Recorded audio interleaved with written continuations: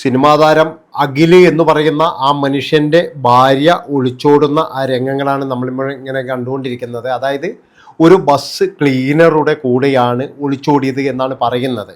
അവളെക്കാട്ടിയും കുറേ വയസ്സ് കൂടുതലുണ്ട്. അതായത് ചെറുപ്പക്കാരനൊന്നും അല്ല, കുറച്ച് വയസ്സുള്ളവൻ തന്നെയാണ്. ഏതായാലും ഇതൊരു വലിയ ഒരു ചതിയല്ല, ചതിയുടെ മേലെ എന്തെങ്കിലും ഉണ്ടെങ്കിൽ അങ്ങനെ പറയേണ്ടി വരും. അതായത് യാതൊരു ഉളുപ്പുമില്ലാതെ അവൻ്റെ വീട്ടിൽ നിന്നും കിട്ടാവുന്നതെല്ലാം വാരിയെടുത്ത് ഓടുന്ന ആ ഒരു രംഗം കണ്ടു കഴിഞ്ഞാൽ തന്നെ നമുക്കറിയാം. കാരണം അവൻ്റെ ജീവൻ രക്ഷപ്പെട്ടത് ഭാഗ്യമേ എനിക്ക് പറയാനുള്ളൂ. അതായത് അവനെ എന്തെങ്കിലും ചെയ്യാൻ വേണ്ടിയിട്ട് വല്ല ഉറക്ക ഗുളികയോ അല്ലെങ്കിൽ വല്ല വിഷമോ എന്തെങ്കിലും അവനെ കലക്കി കൊടുത്തിട്ടുണ്ടെങ്കിൽ എന്താ ചെയ്യുക?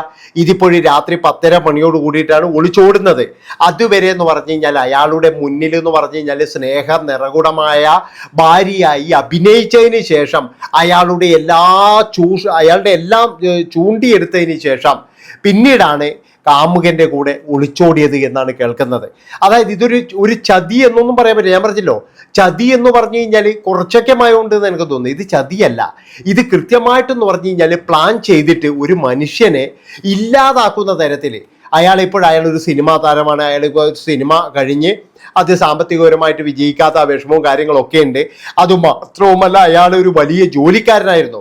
ലക്ഷങ്ങൾ സാലറി മേടിക്കുന്ന മർച്ചന്റ് നേവി പോലെയുള്ള ഒരു കമ്പനിയിൽ ജോലിക്കാരനായിരുന്നു. ആ ജോലി വേണ്ട എന്ന് വെച്ചിട്ടാണ് പിന്നീട് നമ്മുടെ കണ്ടന്റ് ക്രിയേഷനിലേക്ക് വന്നത്. ഏതായാലും അയാളുടെ ഒരു മാനസികാവസ്ഥ എന്ന് പറഞ്ഞാൽ നമുക്ക് എല്ലാവർക്കും ഊഹിക്കാൻ പറ്റുന്നതേ ഉള്ളൂ. നമ്മുടെ നാട്ടിൽ ഈയിടെയായിട്ടെന്ന് പറഞ്ഞാൽ ഇതുപോലെ തിന്നിട്ട് എല്ലിൻ്റെ ഇടയിൽ കുടുങ്ങിക്കിടക്കുന്ന കുറേ ടീമുകൾ ഇങ്ങനെ ഇതുപോലെ ചെയ്തുകൊണ്ടിരിക്കുകയാണ്. അതായത് വീട്ടിൽ ഇഷ്ടം പോലെ തിന്നാനുണ്ട്, ഭർത്താവ് ഇഷ്ടം പോലെ പൈസ കൊണ്ട് കൊടുക്കുന്നുണ്ട്. അതിൽ നല്ല രീതിയിൽ എന്ന് പറഞ്ഞു കഴിഞ്ഞാൽ ബ്രോസ്റ്റ് ആയാലും അതുപോലെ എന്ന് പറഞ്ഞ എല്ലാ സാധനവും നല്ലോണം പീടിയെ തീറ്റിയും തിന്നിട്ട് പിന്നീട് അങ്ങോട്ട് എന്ന് പറഞ്ഞു കഴിഞ്ഞാൽ ഇവരെ തന്നെ ചതിക്കുന്ന, അല്ലെങ്കിൽ ഇവരെ പോലെയുള്ള നികൃഷ്ട ജീവികൾക്ക് വേണ്ടിയിട്ട് തൻ്റെ സമ്പാദ്യങ്ങൾ, ഭർത്താവിൻ്റെ സമ്പാദ്യങ്ങൾ മുഴുവൻ കൊടുക്കുന്ന ചില നികൃഷ്ട ജീവികളുണ്ട്. അതായത് ഇവനൊക്കെ എന്ന് പറഞ്ഞു കഴിഞ്ഞാൽ മറ്റേ സാമാനവും അടിച്ചിട്ട് ഇങ്ങനെ നിൽക്കുന്ന ടീമാണ്. 2 or 3 ദിവസം കാണും ഇത്. അതായത് ഇവന്റെ കൂട്ടുകാരനാണെന്നാണ് തോന്നുന്നത്. ഒരു വലിയ വണ്ടിയൊക്കെ എടുത്തിട്ട് ആ വണ്ടി തന്നെ കടായിരിക്കും. ആ വണ്ടീന്റെ വാടക വരെ കൊടുക്കാനുണ്ടാവില്ല. അതാണ് നിങ്ങൾ മനസ്സിലാക്കേണ്ടത്. അങ്ങനെയുള്ള ഒരു വേട്ടാവളിയന്റെ കൂടെയാണ് പോയിരിക്കുന്നത്.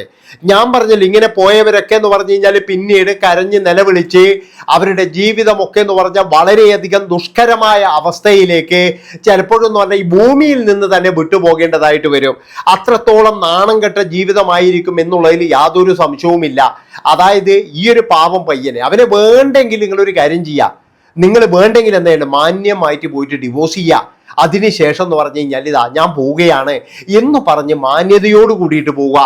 ഇതിപ്പോഴും ചെയ്തിരിക്കുന്ന കാര്യം എന്താണ്? ഒരുത്തനെ ചതിച്ചിട്ട്, അതായത് അവൻ്റെ സ്വർണവും പണവും എല്ലാം വാരിയെടുത്ത് അവനെ ചതിച്ചതിന് ശേഷം എന്ന് പറഞ്ഞു കഴിഞ്ഞാൽ പോവുകയാണ് ചെയ്തത്. നിങ്ങൾ ആലോചിച്ച് നോക്ക്, എത്രമാത്രം വേദന ആ മനുഷ്യനുണ്ടാവുകയാണെന്ന്. ഇന്നലെ വരെ അല്ലെങ്കിൽ പോകുന്നതിൻ്റെ അരമണിക്കൂർ മുമ്പ് വരെ അത്രയും സ്നേഹത്തോടു കൂടിയിട്ട് കരുതലോട് കൂടിയിട്ട് സംസാരിച്ച ഒരു സ്ത്രീയാണിതെന്നാണ് പറയുന്നത്. ഡ്രസ്സ് വരെ മാറാൻ വേണ്ടിയിട്ടുള്ള സമയം കിട്ടിയിട്ടില്ല. കാമുകൻ്റെ വിളി അപ്പോഴാണ് വന്നത്, ഇപ്പോൾ തന്നെ നീ ഇറങ്ങണം, ഞാൻ വണ്ടിയും കൊണ്ട് വന്നിട്ടുണ്ട്, നമുക്കിപ്പോൾ തന്നെ പോയിട്ട് എല്ലാം കഴിഞ്ഞിട്ടെല്ലാം ഉണ്ടാവും, അതൊക്കെ വേറാന്ന് പറഞ്ഞ് അപ്പം നമുക്കിപ്പം തന്നെ പോയിട്ടെന്ന് പറഞ്ഞു കഴിഞ്ഞാൽ നമ്മുടെ കല്യാണം കഴിക്കണം. അങ്ങനെ നമുക്കൊരു കാര്യം ചെയ്യാം, അതായത് നേരം വെളുക്കുമ്പോഴേക്ക് നമുക്ക് എവിടെയെങ്കിലും എത്തിപ്പെടണം എന്നുള്ള തത്രപ്പാടിലാണ് ഇന്നലെ ഇതുപോലെ ചെയ്തു കൂട്ടിയിരിക്കുന്നത്. അവൻ്റെ ആഹാരം കഴിച്ച് അവൻ്റെ പിന്നെ പൈസയും എടുത്ത് അവൻ്റെ പൈസക്ക് വാങ്ങിച്ച ഡ്രസ്സും കൊണ്ട് യാതൊരു ഉളുപ്പുമില്ലാതെ ഇറങ്ങിപ്പോയ ഈ രാക്ഷസിയെ നമ്മൾ എങ്ങനെയാണ് സ്ത്രീകളുടെ ഗണത്തിൽ കൂട്ടുക? അതാണ് എനിക്ക് ചോദിക്കാനുള്ളത്. അതായത് ഇതുപോലെ ഇറങ്ങി വരുന്ന ടീമുകളെ ഭയങ്കരമായിട്ട് സപ്പോർട്ട് ചെയ്യാനും ഇവിടെ കുറേ എണ്ണം ഉണ്ട് എന്നുള്ളതാണ്. ഇന്നിപ്പോഴെന്ന് പറഞ്ഞാൽ ആ പാവം ചെറുപ്പക്കാരനെ ക്രൂശിക്കാനാണ് പകുതി ആൾക്കാർ നോക്കുന്നത്. അതായത് അവനെന്തോ കഴിവില്ല, അവനെന്തോ വേറെ എന്തോ ആണ് എന്നൊക്കെ പറഞ്ഞ് ആ പാവം ചെറുപ്പക്കാരനെ ക്രൂശിക്കുക. അതായത് ഇതുപോലെ വഴിവഴിച്ച് പോകുന്നവർക്ക് ആ ചെറുപ്പക്കാരൻ എന്ത് ചെയ്തു? അവൻ ആരുടെയെങ്കിലും കൂടെ പോയിട്ടുണ്ടോ? അവനല്ലെങ്കിൽ അവൻ്റെ ഭാര്യയെ നോക്കാതിരുന്നിട്ടുണ്ടോ? അവരുടെ ഇന്റർവ്യൂവും കാര്യങ്ങളൊക്കെ കണ്ട നമുക്ക് എല്ലാവർക്കും അറിയാം, അവർ വളരെ സന്തോഷത്തിൽ തന്നെയാണ്. അതിൻ്റെ ഇടയിൽ മൂന്നാമത് ഒരുത്തം വന്ന് കയറി. അവൻ എങ്ങനെയാ വന്ന് കയറിയെന്ന് ആർക്കും അറിയില്ല. ചിലപ്പോഴെന്ന് പറഞ്ഞു കഴിഞ്ഞാൽ അവൻ സഹായഹസ്തമായിട്ടായിരിക്കും വരുന്നത്, ഇല്ലെങ്കിൽ കംസമായിട്ടായിരിക്കും വരുന്നത്. ഇങ്ങനെയുള്ള ടീമുകൾ എന്ന് പറഞ്ഞു കഴിഞ്ഞാൽ കാശുള്ള വീട്ടിലെ പെണ്ണുങ്ങളെ മയക്കെടുത്ത് കൊണ്ടുപോകാൻ ഒരു പ്രത്യേക തരം ടീം തന്നെ ഇവിടെ ഇറങ്ങിയിട്ടുണ്ട്. അവർക്കെന്ന് പറഞ്ഞാൽ കല്യാണം കഴിഞ്ഞതായാലോ ഇല്ലെങ്കിൽ കുട്ടികൾ ഉണ്ടായതായാലോ ഇനി വയസ്സായതായാലോ ഒന്നും പ്രശ്നമല്ല. അവർക്കെന്ന് പറയുന്ന ചില്ലറയില്ല വീട്ടിലെ കുട്ടിയായിരിക്കണം. അപ്പോഴും മാത്രമേ കുറച്ച് സ്വർണവും പണവും ഒക്കെ എന്ന് പറഞ്ഞു കഴിഞ്ഞാൽ ഇങ്ങോട്ട് വലിക്കാൻ പറ്റുള്ളൂ.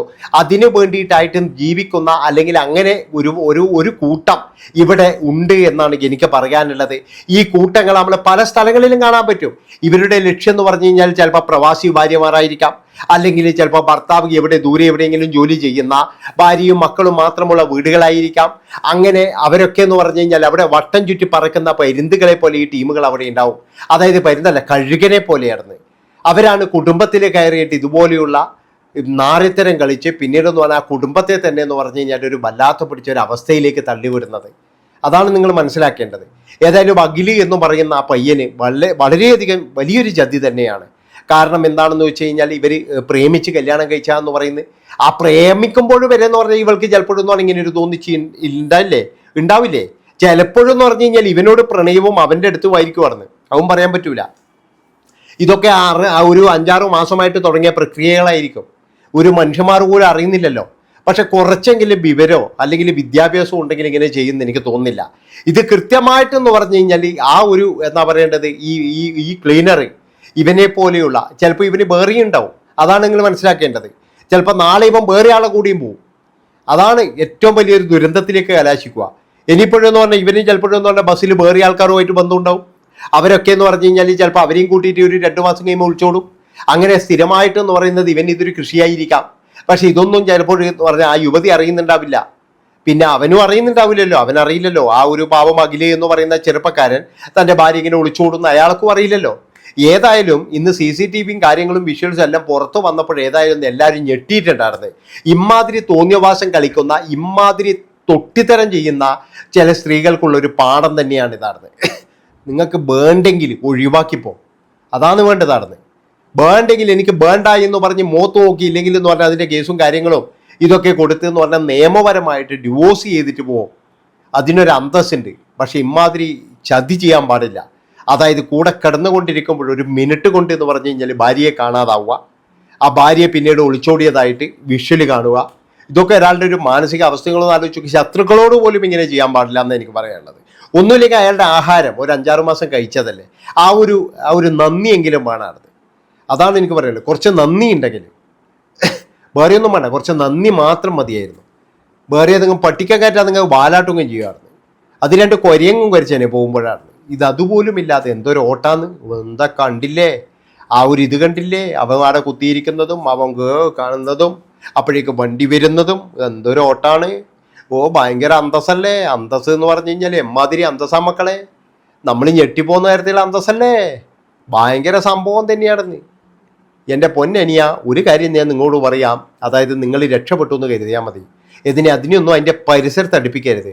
പറ്റുമെങ്കിൽ ഇതിൻ്റെയൊക്കെ വീടിൻ്റെ മുന്നിൽ പോയിട്ട് എന്ന് പറഞ്ഞു കഴിഞ്ഞാൽ ഒരു പാവപ്പെട്ട കുട്ടിയെ വിവാഹം കഴിക്കണം. അതാണ് വേണ്ടതാണ്. ഇതിൻ്റെ വീടിൻ്റെ മുന്നിൽ തന്നെ ഇതൊന്നും കണ്ടുകൊണ്ടിരിക്കണം നിങ്ങളാ.